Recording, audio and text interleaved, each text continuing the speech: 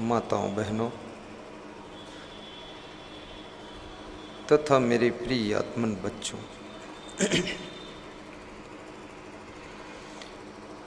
आज बड़ी हर्ष की बात है। फर्रुखाबाद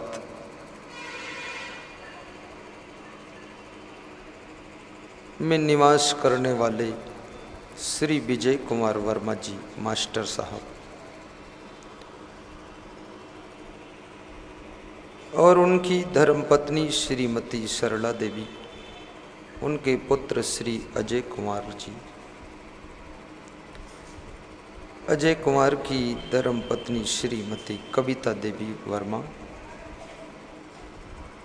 दूसरे पुत्र श्री अजीत वर्मा चंद्रा चश्मा वाले,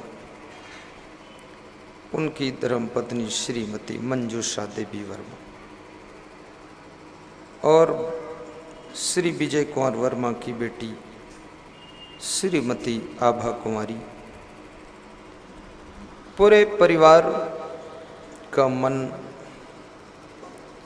बड़ी श्रद्धा की सत्संग कराएंगे। सत्संग कराना बहुत बड़ा पुण्य का कार्य होता है।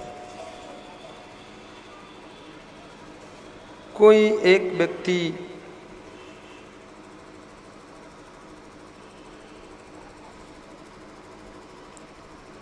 अगरबत्ती जला देता है, सैकड़ों लोगों को खुशबू मिल जाती है। एक व्यक्ति सत्संग कराता है, सैकड़ों हजारों लोग दर्शन पा जाते हैं। महात्मा विदुर से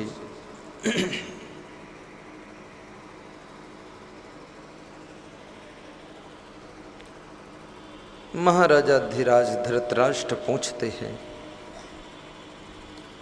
कि वो कौन सा उपाय है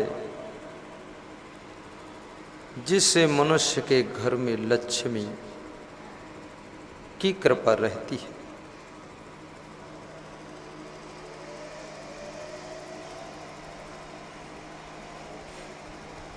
सभी के मन में इच्छा होती है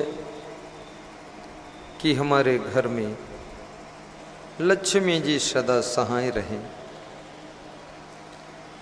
प्रथम गणेशाय नमः और लक्ष्मी जी सदा सहाय। लेकिन ये मंत्र बहुत से लोग अपने मुख्य द्वार पर दीवार पर लिख देते हैं, फिर भी लक्ष्मी जी सहाय नहीं होती है। तो वो कौन सा घर है जिस घर में लक्ष्मी जी की कृपा रहती है? उस घर में 7 बातें होती है। उस घर के लोगों में 7 गुण होते हैं और जिस व्यक्ति में ये 7 गुण होते हैं वो लक्ष्मीपति बन जाता है। तो आज मैं इस बात को खुलासा कर देना चाहता हूँ ताकि आप लक्ष्मीपति भी बन सके, क्योंकि नहीं दरिद्र सम दुख जग माही। जब कागभूषुंडी ने गरुण जी के साथ में संवाद किया तो गरुण जी ने पूछा कि संसार में सुख कहाँ है और दुख कहाँ है। कागभूषुंडी एक कौवा है और कौवा प्रश्न का उत्तर दे रहा है। हमारे देश के कौवा भी बड़े विद्वान हुआ करते थे और आज हमारे देश में मनुष्य भी करीब करीब कौवा हो गया है। वो कौवा से भी ज़्यादा काँव काँव करता रहता है। कोई बुद्धि का काम दिखाई नहीं देता है। घर में सुबह से लेकर शाम तक कले कलेश मची रहती है। कागभूषुंडी कितने विद्वान हैं कि वे गरुण जी का उत्तर दे रहे हैं। क्या कहते हैं, सबसे ज्यादा सुख कहाँ है? संत मिलन सम, आवाज बढ़ाओ बाबू थोड़ा, सुख जग नाही, शब्द पर ध्यान देना। संत मिलन सम, सुख जग नाही।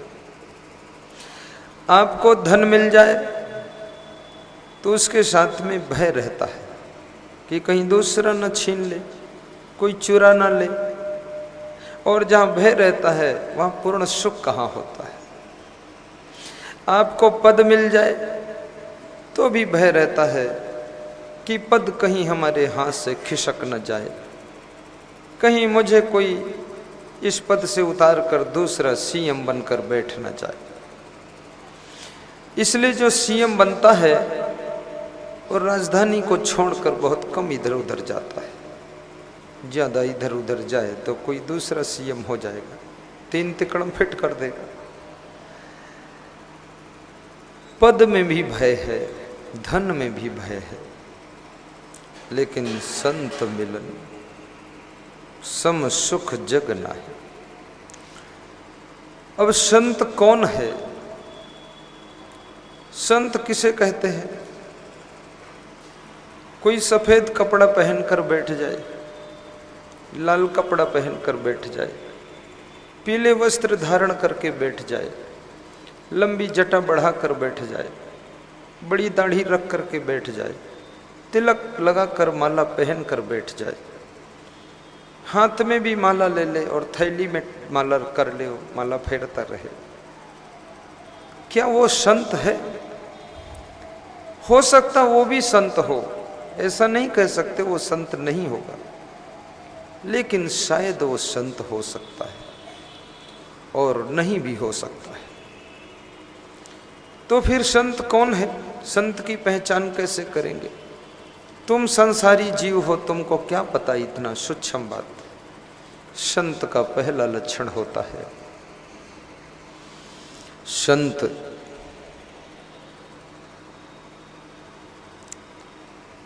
उसे कहते हैं जो वैराग्य से भरा हुआ होता है, जिसको दुनिया के राग रंग भोग विलास में रास नहीं आता है, आकर्षण नहीं, और अपने आसपास में ऐसा वातावरण भी नहीं बनने देता है जो उसके वैराग्य में नुकसान हो सके। दूसरा नंबर, संत जितेंद्री होता है, और जितेंद्री दुनिया में जो भी होता है वो सुखी रहता है।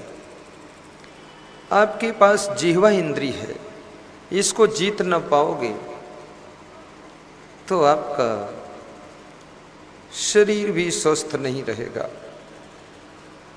आपका व्यवहार बिगड़ जाएगा, संबंध बिगड़ जाएंगे, कठोर बोलोगे।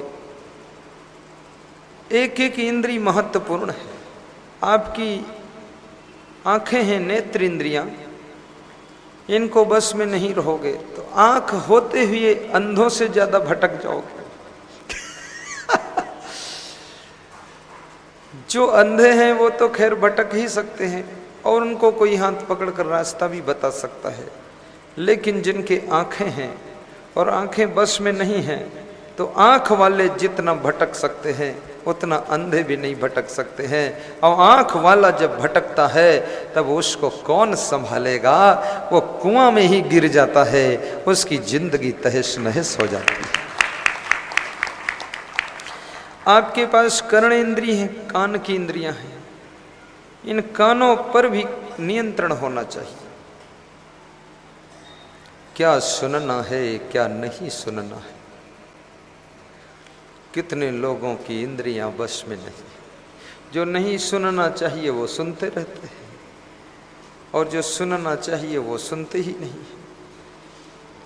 अभी एक सज्जन मध्य प्रदेश में बता रहे थे कि मेरा बेटा कान में ईयरफोन लगाकर मोबाइल से न जाने क्या सुनता रहता है।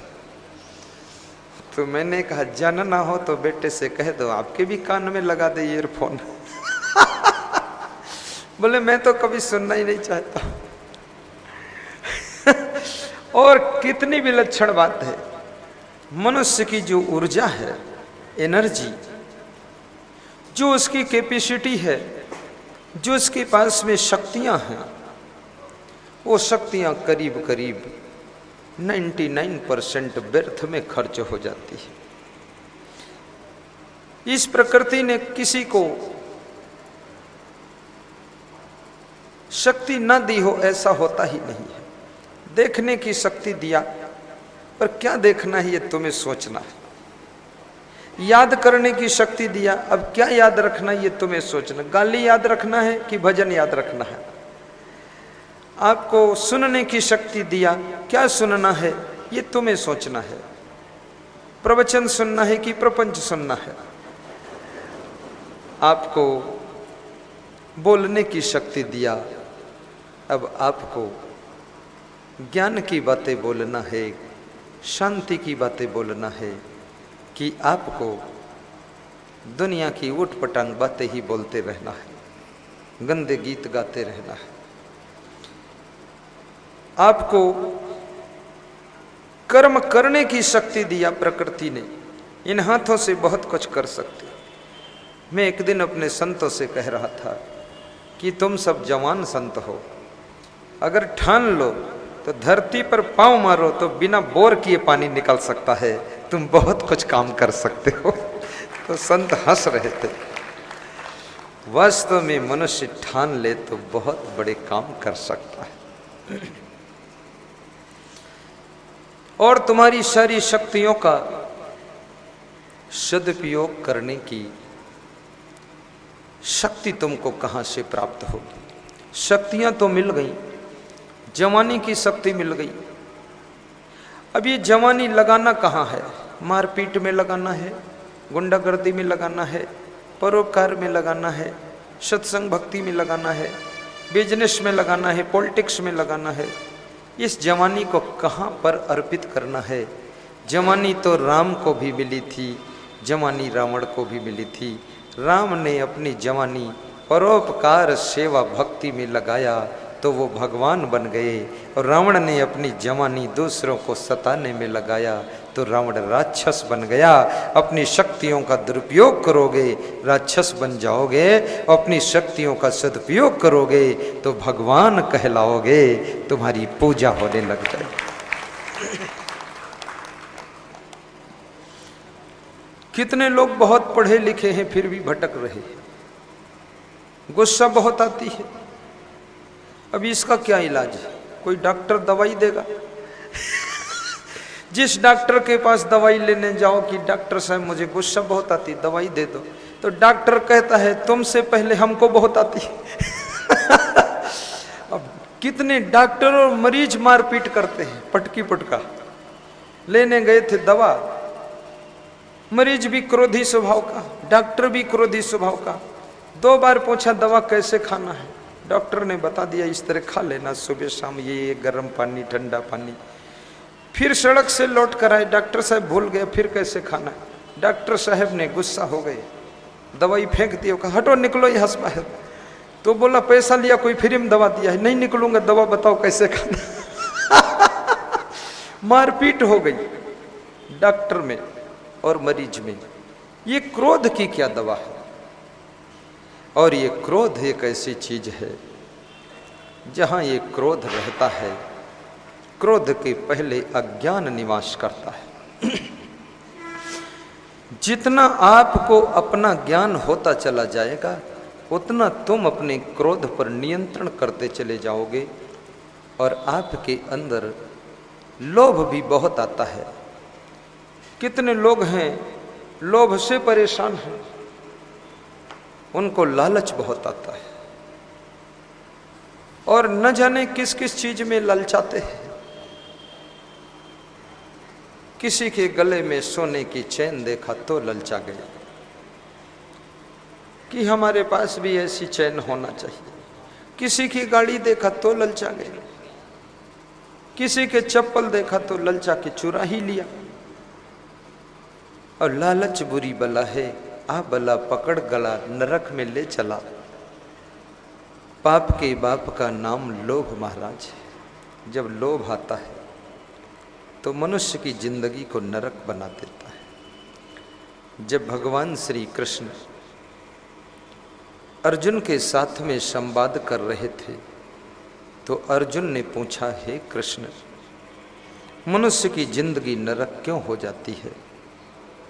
तो कृष्ण कहते हैं, अर्जुन, मनुष्य की जिंदगी को नरक बनाने वाली केवल 3 चीजें होती हैं और 3 पर अगर वो कंट्रोल कर ले तो उसका जीवन त्रिवेणी संगम प्रयागराज बन जाता है।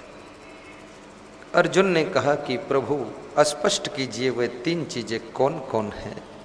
अर्जुन, त्रिविधम नरकसीदम द्वारम नाशनम आत्मनः कामः क्रोधः तथा लोभः तस्मात् एतत्त्रयम् त्यजेत्। एतैः विमुक्तः कौन्ते त्रिभिः नरः आचरति आत्मनः श्रेयः ततो याति पराम गतिम्।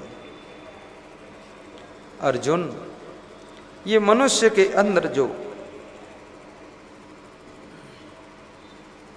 काम वासना का तूफान उठता है, लोभ की जो आंधी आती है और क्रोध के अंगार बरसते हैं, ज्वालामुखी क्रोध का धधकता है, ये तीनों मिलकर के मनुष्य की जिंदगी को नरक बना देते हैं। अब इनको जीतोगे कैसे?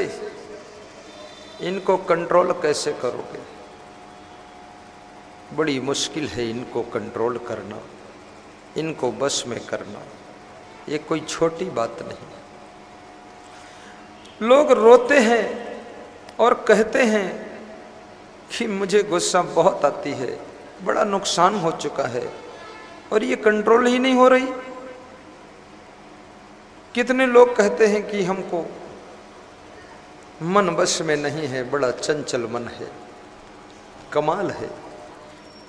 पूछो उन लोगों से, भाइयों और बहनों, जिनको शराब पीने की बहुत आदत थी, कहते थे शराब के बिना एक दिन जी नहीं सकता। आज वह जेल में पहुंच गए तो बिना शराब के 10 साल से आराम से रह रहे। कैसे जी रहे हो? उनकी पत्नी ने उनके पैर पकड़ लिए, सिर रख दिया चरणों में, अरे मान जाओ पति देव। बोले तुझे छोड़ सकता हूं पर शराब नहीं छोड़ सकता हूं। आज जेल में बैठे हुए हैं, हॉस्पिटल में भर्ती हैं, अब बिना शराब पिए जी रहे हैं। अगर इस शराब को घर में रहकर छोड़ दिए होते तो शायद एक्सीडेंट से भी बच गए होते, हॉस्पिटल में न भर्ती होते, और शायद शराब के नशे में जो झगड़े मारपीट किया तो जेल से भी बच गए होते। लेकिन मनुष्य जब जरूरी समझकर त्याग करता है तो उसका विकास होता है, यश होता है, और जब मजबूरी में त्याग करता है तो न उसका यश होता है न विकास होता है। केवल एक उसका मन हताश होता है कि दांव मिले तब फिर शराब पीऊं, बाकी मन से त्याग नहीं होता है। मैं निवेदन करूंगा, तुम्हारे में बहुत बड़ी सामर्थ्य है। तुम ही इस धरती पर कभी कृष्ण बनकर आए थे, कभी तुम्हारी आत्मा राम बनकर आई थी, कभी तुम शिवरी और मीरा बनकर आई थी, कभी ध्रुव प्रहलाद बनकर तुम आए थे, और कभी तुम कबीर और तुलसी बनकर आए थे, और कभी तुम रावण और कंस बनकर भी आए थे। याद रखना, ये आत्मा वही रहती है, शरीर बदल बदल करके संसार में आती है। तुम्हारे में कितनी शक्ति है, तुम महान बन सकते हो, साधारण नहीं रह सकते हो, और अपनी जिंदगी को सुख का सागर बना सकते हो। सुख सामान से नहीं मिल सकता है, सुख वस्तुओं से नहीं मिलता है। सुख आपकी सोच समझ विवेक पूर्ण हो जाए तो आपका जीवन सुखी हो सकता है। इसलिए सामान के लालच में भी मत पड़ना, अपनी सोच और समझ को पवित्र कीजिए और सुख की गंगा में स्नान कीजिए।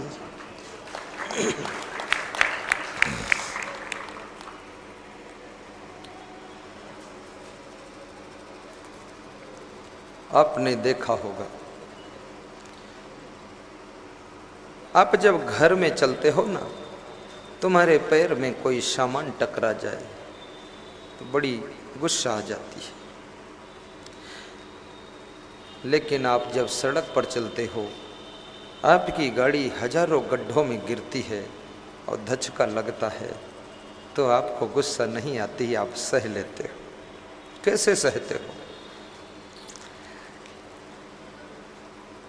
ये जहां पर तुम्हारा बस नहीं चलता है वहां पर तुम सह लेते हो, और जहां पर तुम्हारा बस चल जाता है वहां पर तुम बहुत नाराज हो जाते हो।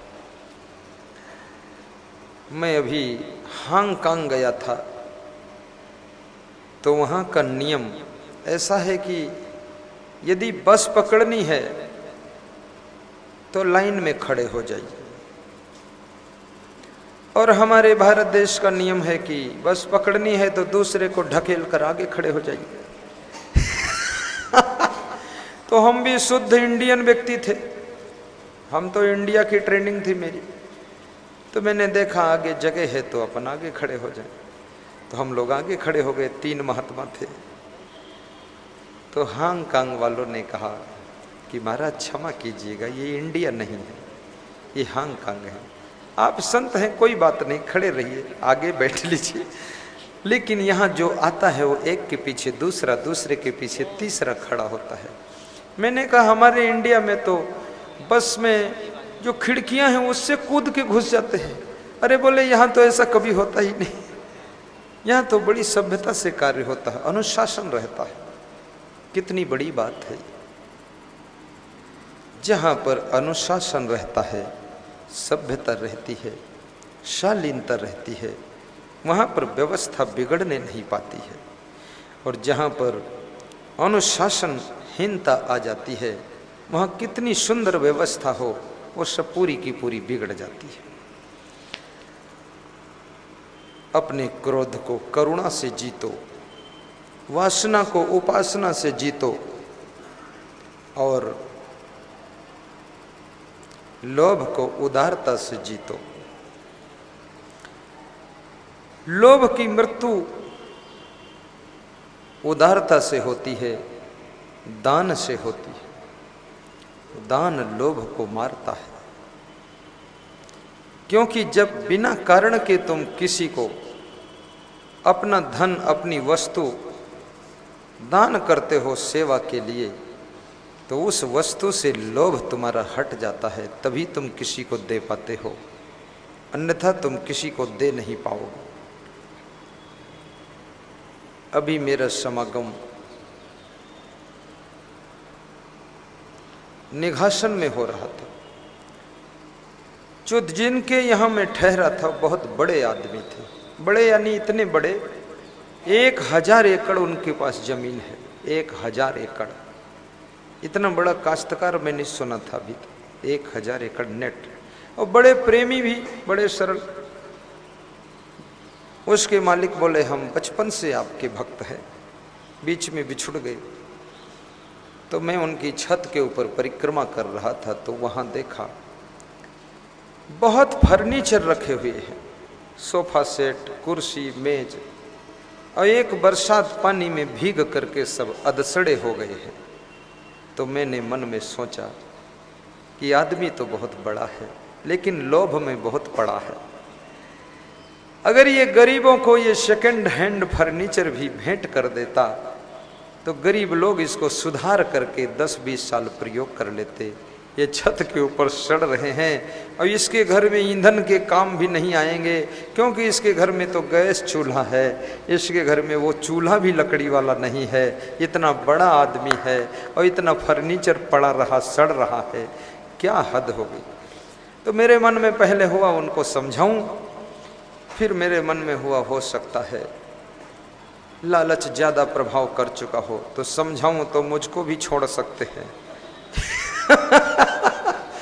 सोचेंगे दोबारा, फिर आएंगे, फिर समझाएंगे, ये महात्मा जी इनको फर्नीचर देखने क्या जरूरत, छत पर पड़ा, इनको बुलाओ ही मत। तो मैं कुछ नहीं बोला। याद रखना, जो सामान आपके घर में रिजेक्ट हो गया है दिवाली में जब घर की सफाई करो तो सामान जो तुम्हारे लिए व्यर्थ हो गया है, खाम खा की जगह घेरे है, 3 लाख का कमरा घेर कर बैठा है फालतू सामान, उसको निकाल करके गरीबों के लिए दान कर दीजिए। जिनके घर में कुर्सी मेज नहीं है, आपकी टूटी फूटी कुर्सियां भी सुधार कर प्रयोग कर लेंगे और आपकी लोभ की मृत्यु होगी और उस अगले आदमी की सेवा हो जाएगी, बहुत बड़ा पुण्य हो जाएगा।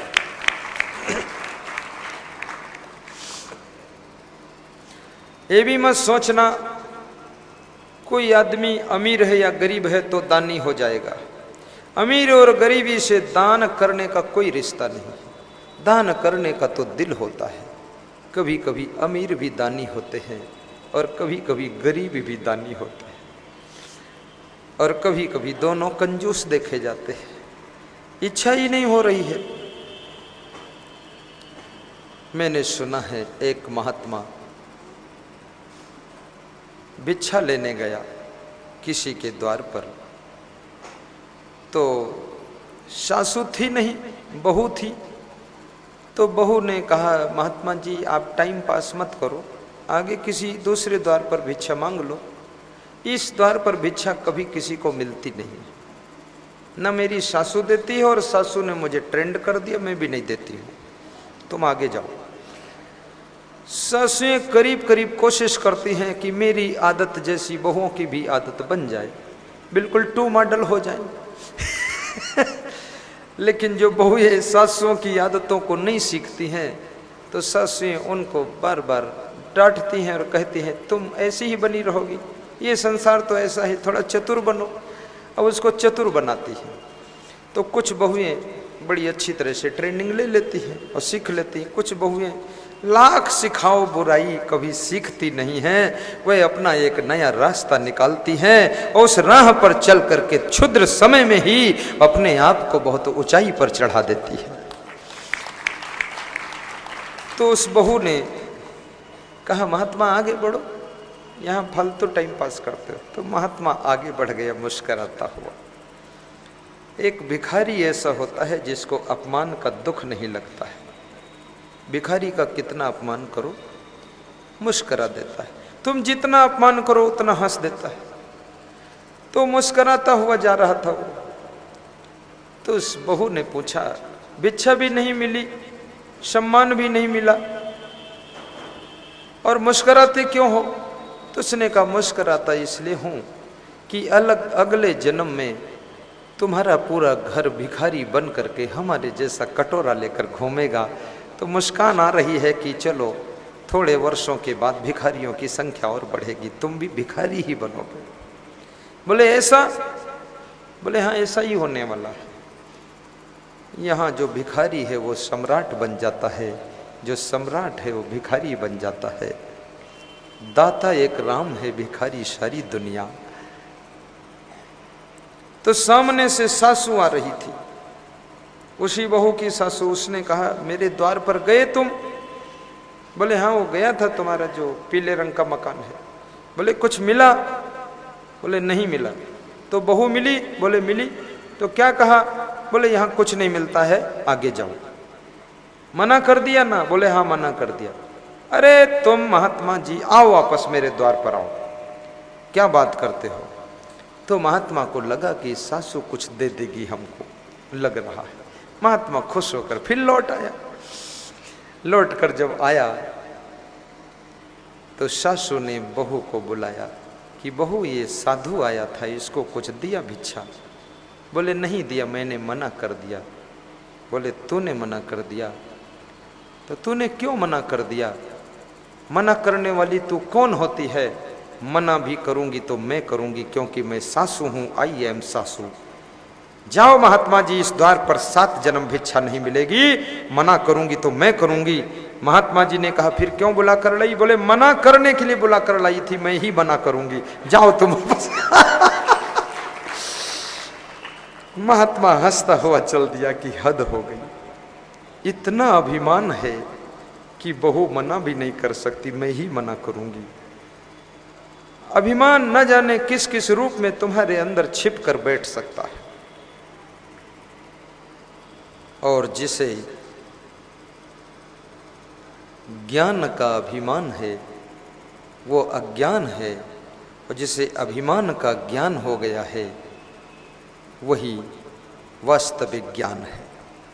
कितने लोगों को ज्ञान का भी अभिमान हो जाता है कि मुझे बड़ा ज्ञान है, मैं MA LLB हूँ, PhD हूँ, डीलिट हूँ, सब चीज में फिट हूँ, पर घर में अनफिट हूँ, डीलिट हूँ।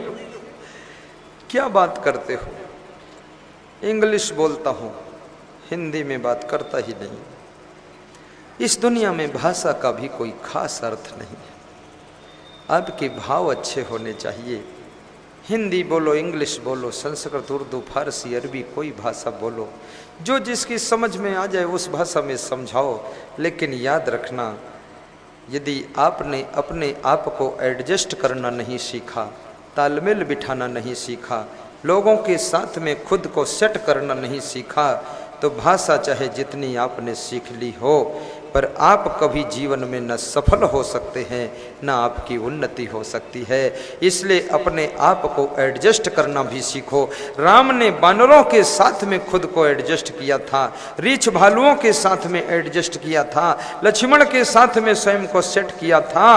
और सीता जी लक्ष्मण रेखा लांघ गई और लंका पहुंच गई, वापस लाए तो राम ने कभी नहीं कहा कि लक्ष्मण रेखा क्यों लांघा, अगर मगर तगर कुछ नहीं किया, बस लंका से लाकर अपने घर सीधे ले आए थे। याद रखना, ज्यादा अगर मगर तगर क्यों म्यों करने वाले लोग संगठन को विखंडन कर देते हैं और अंततः वह अकेले रह जाते हैं। और अकेला पेड़ कितना बलवान हो, छोटी सी आंधी का झोंका भी उसको उखाड़ सकता है। और छोटे छोटे पेड़ एक साथ रहते हैं तो बड़ी आंधी भी उनको उखाड़ नहीं पाती है। संगठन में रहने वाले लोग बड़ी बड़ी समस्याएं और संघर्ष भी उनको नहीं गिरा पाते हैं, और अकेला जो पड़ गया उसको छोटे से संघर्ष की आंधी भी धराशायी कर देती है। इसलिए अपने घर का संगठन बनाकर रखना।